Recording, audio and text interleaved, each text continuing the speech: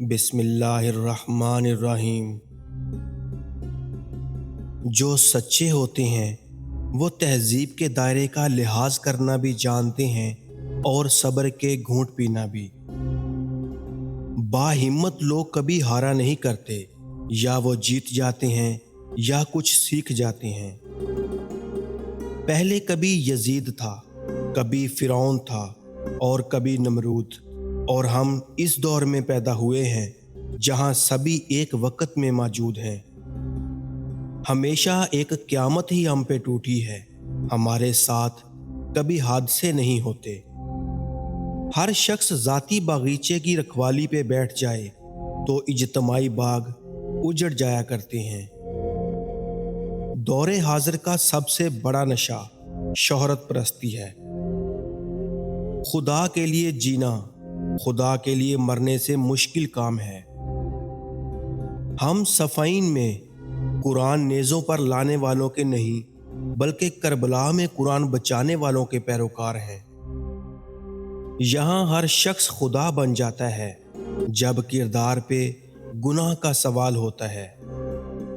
لیلا اب نہیں تھامتی کسی بے روزگار کا ہاتھ، مجنوں کو اگر عشق ہے تو کمانا سیکھے۔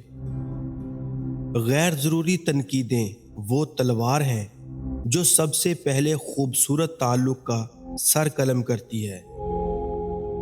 کچھ لوگ فساد کی جڑ نہیں بلکہ مکمل درخت ہوتے ہیں۔ اگر مومن اور کافر سمندر میں اتر جائیں تو صرف وہی بچے گا جسے تیرنا آتا ہوگا۔ خدا جاہلوں کی طرفداری نہیں کرتا۔ وہ اتنا پاک ہے جس کو چن لیتا ہے اس سے بھی پاک کر دیتا ہے۔ خدا کے ساتھ عشق کا دعویٰ اس وقت تک چھوٹا ہے جب تک ہم مخلوق خدا کے ساتھ محبت کو اہم نہیں سمجھتے۔ حسن کے ہوں گے چرچے مگر مثالیں ہمیشہ حیا کی دی جاتی ہیں۔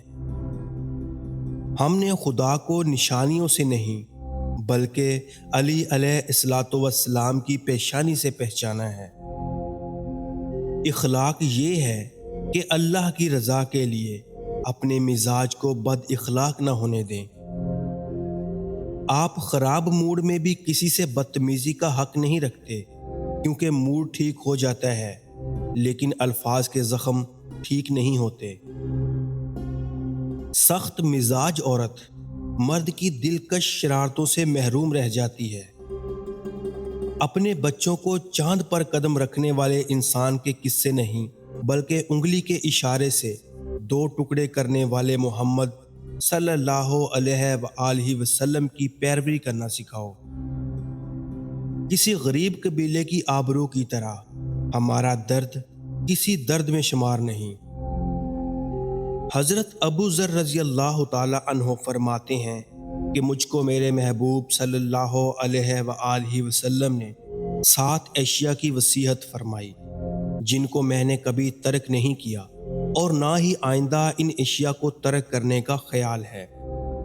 سب سے پہلی بات تو یہ ہے کہ مجھ کو حضرت محمد صلی اللہ علیہ وآلہ وسلم نے غربا اور فقراء سے تعلق رکھنے اور ان کے ساتھ محبت کرنے کا حکم دیا ہے اور ان کے حال میں شریک رہنے کی وصیت فرمائی۔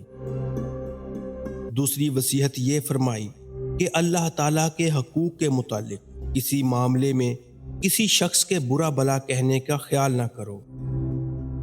تیسری وصیت یہ فرمائی کہ میں لوگوں سے حسن سلوک کا معاملہ کروں چاہے میں ہلاک ہی کیوں نہ کر دیا جاؤں۔ آپ نے چوتھی وصیت یہ فرمائی کہ میں لا حول ولا قوت الا باللہ زیادہ سے زیادہ پڑھا کروں، کیونکہ یہ تسبیح خیر کے خزانوں میں سے ایک خزانہ ہے۔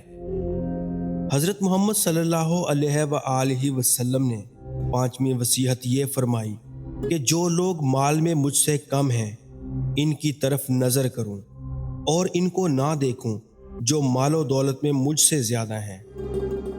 چھٹی وصیت یہ فرمائی کہ میں کسی شخص سے بھی کبھی کچھ نہ مانگوں، اور ساتویں وصیت یہ فرمائی کہ میں کلمہ حق بلند کرتا رہوں چاہے کسی شخص کو وہ کلمہ ناگوار ہی کیوں نہ گزرے۔